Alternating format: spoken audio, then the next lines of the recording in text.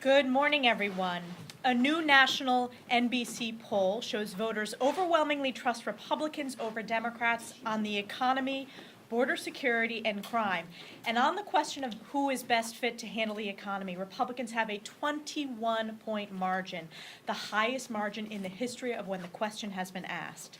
In addition, according to an even more recent Morning Consult poll, voters say that the Democrat Party is more extreme than Republicans by an almost double-digit margin.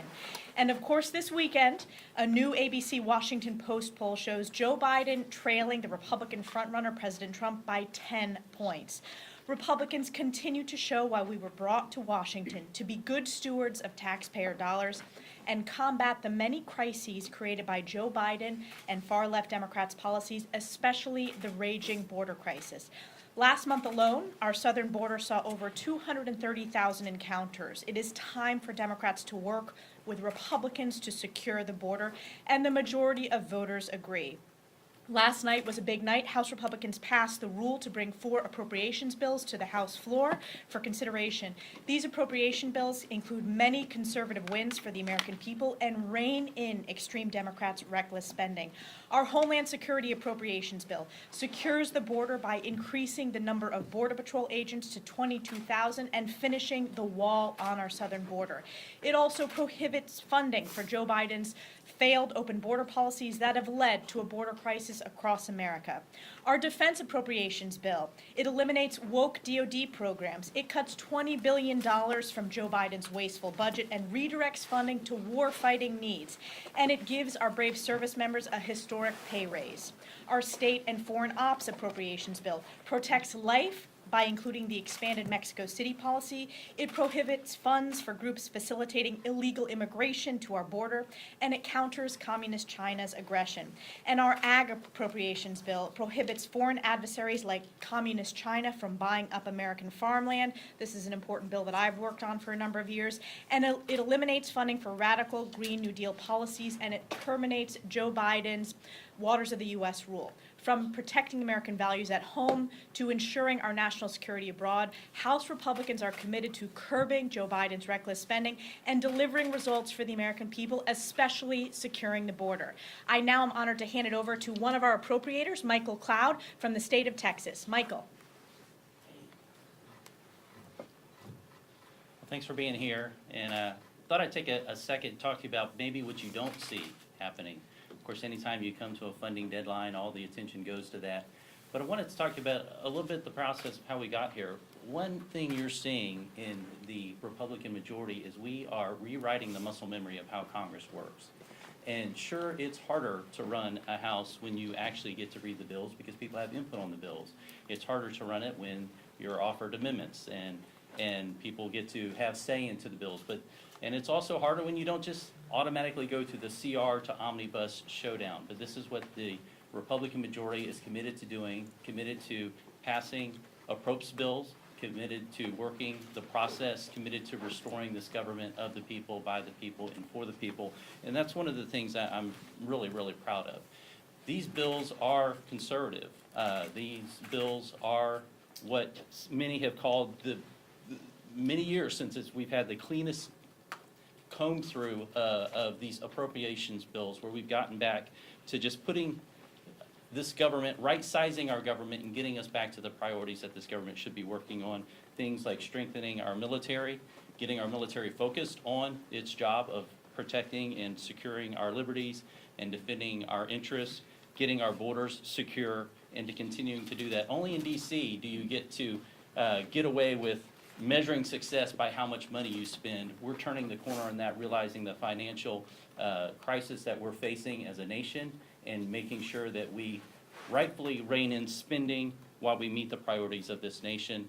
And so it's good to see these appropriations bills moving forward, and I hope you can appreciate the good work that's going into doing this differently, because the American people are tired of the status quo of kicking the can down the road, and you can see that our majority is working to make sure that happens for the American people. We'll now hear from our whip, Tom Emmer. Hey. Thank you. I identify with both the conference chair's remarks and Michael Cloud's remarks, but For me, it's a big day in Congress for more reasons than what we've talked about so far. Today, SEC Chair Gary Gensler is going to testify before the House Financial Services Committee. And boy, does he have a lot to answer for. Under Gary Gensler's leadership, I would say failed leadership, the SEC has been an incompetent cop on the beat. Throughout his career, Gensler has been relentlessly loyal to the biggest institutions at the expense of everyday Americans. Today, he's going to face some important questions about that. Gary Gensler has worked to consolidate his own power, even though it means crushing opportunities and, frankly, the financial future of this country. This strategy hasn't been successful for him. As you note, the SEC continues to lose again and again in the courts on its crusade against digital asset innovation. So it should be increasingly obvious that the crypto industry is not an industry rife with non-compliance. Rogue bureaucrats like Gary Gensler are supposed to be working for the people, not reigning over them. I, for one, would like to see the SEC return to its mission and make sure that they protect opportunities for every American who wants to participate in the greatest capital markets in the world. Digital asset innovation is an important part of that.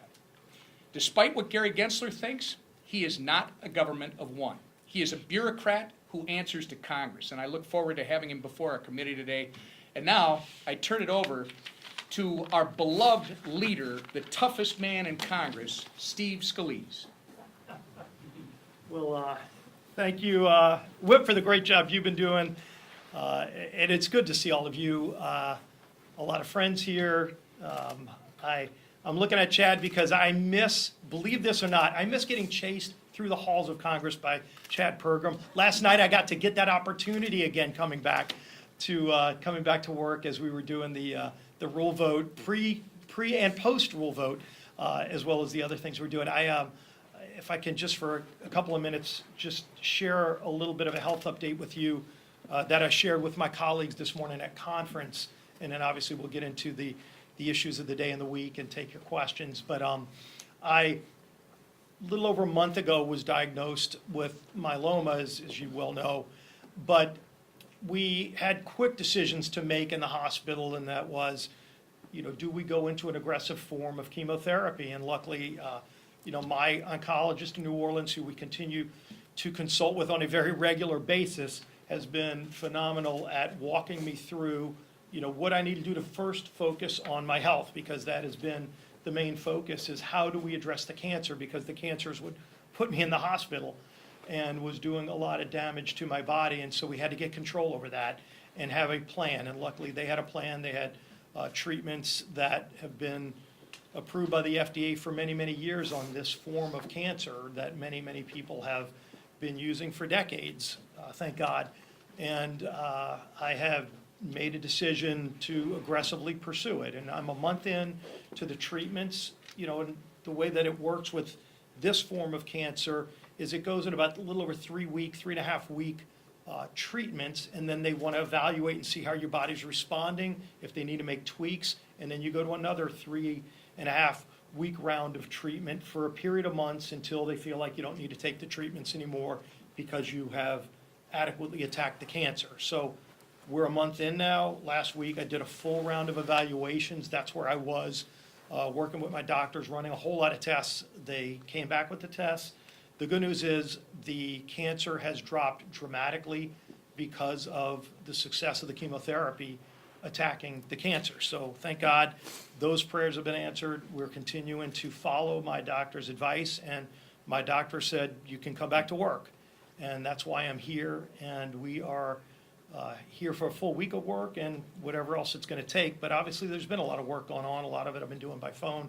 It's a lot nicer to be doing it here in person with my colleagues. And as I thanked Tom Cole and the Rules Committee for the work that they did, not just passing a rule, but think of all the work that the Rules Committee did, putting together a rule that brought 4 bills to the floor this week, and working with a lot of members, bringing over 440 different amendments to the floor that we started debating last night. We were here till about 12:30 last night voting on a number of those amendments. We'll have 2 long vote series today with 2-minute votes. We're able to accomplish a lot. We'll hopefully do a long vote series, probably around 4:30, and then this evening, depending on how many votes we get through, might be a late night, 10:30 or so vote series.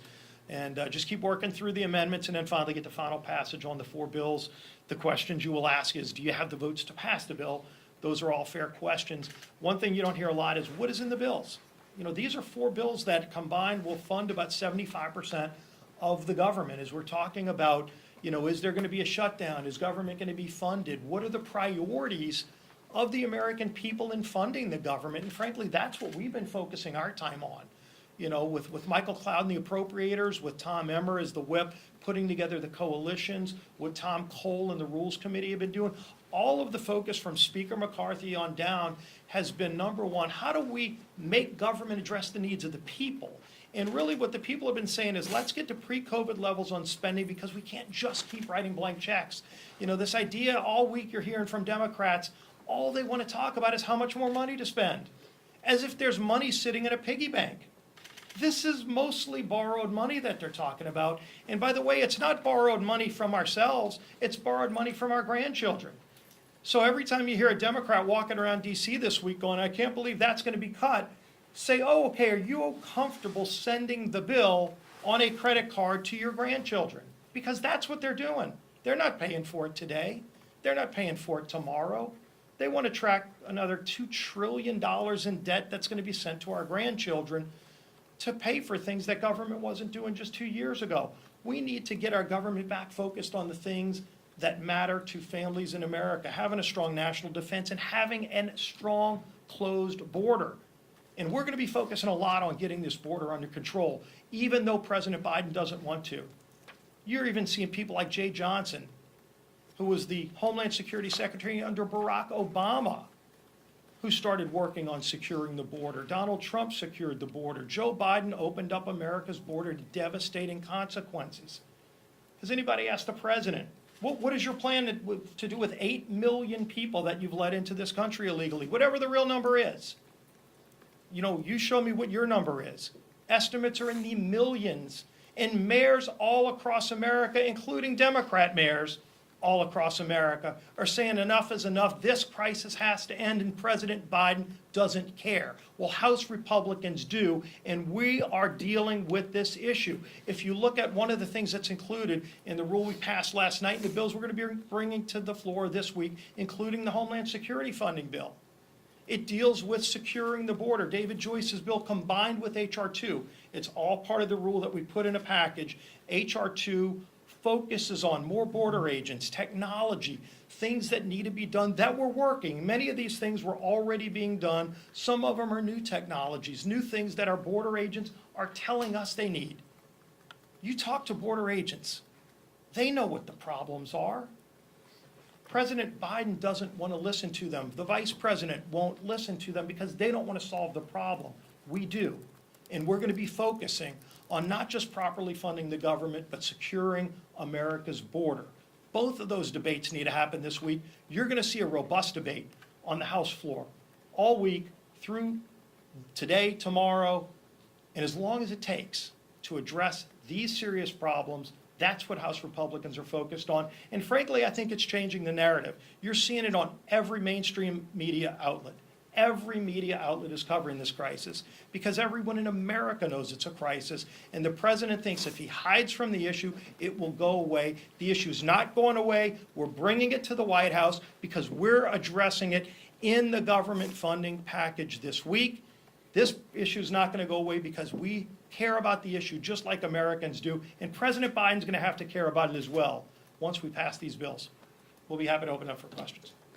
Check. Welcome back, first of all. Happy to chase you through the halls.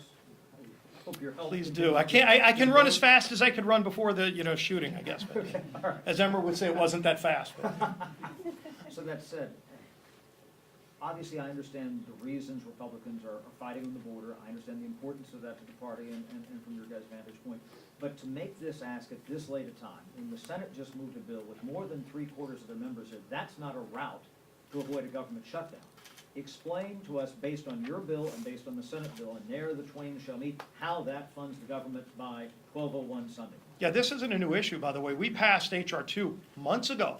The Senate's ignored that bill. The Senate has ignored this problem just like the president has. So they're culpable in this problem. But again, I think mainstream Washington thinks the problem just goes away if they don't talk about it. America knows this is a But problem. that's not a path this late to fund the government. I understand you passed. It's a very path. good. It's a path if fine. we pass the bills. And also, look, have you seen President Biden engaged in this debate? Of course not, because he wants the problem to go away. If we're able to actually pass the legislation, and we're not at the midnight hour right now, I wish the White House had engaged in this debate months ago when we passed H.R. 2. I wish the Senate engaged in this debate when we passed H.R. 2, but they didn't. But we were doing our job months ago, but it wasn't the midnight hour, so people don't pay as much attention. Well, now we're here, and we're still talking about the same issue, but you know what else is happening? The whole mainstream media is talking about this issue. That wasn't happening 6 months ago. And so people all around America are talking about it. The mayor of New York is talking about it as one of the biggest threats to the city of New York. He wasn't talking about that 6 months ago. And so the dynamics of this issue have changed all around America because now every town is a border town, and that's crystal clear to everybody but the White House and maybe the Senate. But you know what? If we keep talking about this as part of what needs to happen to properly fund the government, how can they pass a CR that funds Biden's open border process and call that a victory for anybody but Washington insiders? That doesn't solve an ounce of the problem and actually makes the matters worse because it continues to send the magnet across not just South and Central America. We've got people coming from over 150 countries, people on the terrorist watch list being identified over and over again. We don't know how many. You can't find out how many. Anyone in the press can tell me an honest number of how many people on the terrorist watch list have been caught. We all know they've been caught. We just don't know how many because the administration won't tell you. They know a number. I promise you they know a number. And it's a low number because they haven't caught everybody. But has the White House been honest with anyone in this room, including the press, about how many people on the terrorist watch list they have caught coming across our open southern border? They can stop that, and they don't want to. So the American people want this problem solved. We're going to keep at it. Yeah. What's the plan to get some of those GOP holdout votes, those no votes, to go with Speaker McCarthy's new short-term measure? We've had a lot of really good conversations, even in conference this morning. You know, you're seeing a lot of dialogue. And again, this has been going on for weeks in the whip's office, in Rules Committee, in a number of different settings where members who, I won't speak for any members, and we don't talk about what happens in conference, but there was a member, probably was on the internet, there was a member of Congress who stood up and said, I've never voted for any of these 4 bills, and I'm voting for all 4 of them. You know, that's the kind of headway that's been made because members are talking to each other in a different way right now because there's so much at stake. The country is in such a volatile spot right now, and President Biden's put the country in this spot to the point where Democrat leaders don't even want Joe Biden to run for re-election. This country's at a perilous moment, and at least you've got one House that's standing up and saying, let's confront these problems. Again, the Senate, this is the way the game's played in the Senate. They'll sit around and wait till the midnight hour, and they'll find enough votes to cobble together 70 votes maybe to just keep things going down the track where the train's going to run into a wall. That's not leadership. Somebody's got to take the reins and say, we're going to address the problems facing this country, and House Republicans are doing it. And I really do think if we put the skins on the wall, if we pass the bills this week to do that, the Senate will follow, and the White House will have to follow because the country's there. Last question. Welcome back. Good to be back. I was wondering if I could direct my question to Mr. You absolutely can. Thank you. I don't know. Where do I direct my answer? Over here. So I know this was similar to the question, but yes or no, do you have the votes to pass the CR? Actually, it's a great question. This is an ongoing process. I would add to what our leader was talking about. What's different? What's different is what Michael Cloud talked about. There's an open process that I've been here, this is my 9th year. The members that I was elected with, including Elise Stefanik, Elise and I have never, since we've been here, been involved in an open process when it comes to the appropriation process. Members being able to weigh in with their own amendments and have debates over really important issues. That is going to make a difference as we go to the finish line this week, but that's not the finish line because we're going to have probably more in the next couple of weeks to come. And as the process goes forward, everybody will be heard. We'll see what happens. And do you have the votes for the DHS bill coming to the floor today? So the problem that you have right now is that we went till, what was it, 1 a.m. this morning? Yeah. 1 a.m. this morning, and we've got open whips, and we're talking to members to see if there are issues still and what their challenges are.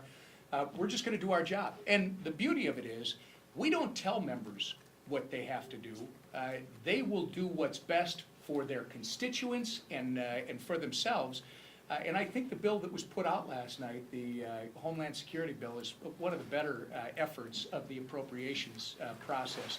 David Joyce and company, Michael, everybody on that committee did a great job. So I'm confident, but you gotta wait, you gotta work through the process. And there are no bills on final passage today. Tomorrow is with that. Today, we still do amendments on the remaining bills. Could you take, we're about to face a shutdown, can you take One more more. than 3 questions? How compelling of a case is that? Sure, because you asked it in such a compelling way. Thank you, All right. thank you. And then we have a meeting with the speaker that we don't want to keep him waiting. Sure, yes, please. Your conference is united on the border. We hear that, we've heard that from your members all morning, we've heard that from you right now. But the reason we are facing the shutdown right now is overspending concern. You talked Yeah. about that today, too. Members coming out of the conference this morning, a group of them were saying they will not support a CR until all 12 appropriations bills are passed. Can you explain to the American people, we've known this deadline was coming for months, why it is that the House has not been able to get to those 12 bills when you knew your members wanted them and you had all this time? Why are we just now at the deadline dealing with this? Yeah, and we've got dual track conversations going on. I mean, dual track meaning border security being one of the big issues we're discussing. HR 2 is a policy bill that's passed tied to the appropriations bill, which is the Homeland Security package, which funds a lot of those initiatives, including more border agents, which is critical in the Joyce bill. If you look at the overall spending levels, and we talked about that this morning again in conference, these are ongoing conversations. There's 2 different numbers, but the numbers have been moving lower, and we've been talking, and look, there's a lot of members on a lot of different sides of our conference that as you go lower, they get nervous, and you've got to work through that as well. So we're having these conversations on an ongoing basis, and which areas can we get into, the remaining bills. There's some members that aren't supporting those remaining bills. There's a reason those bills haven't come up and passed. DOD rule couldn't pass last week. So there is vote issues as well. And as long as the votes are there, we'll pass the bills.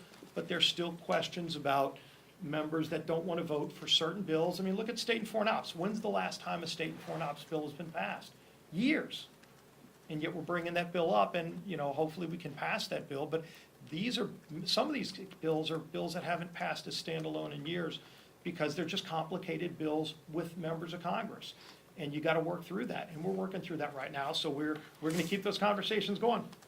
We'll see y'all on the floor. Thank you. Thanks. Thank you.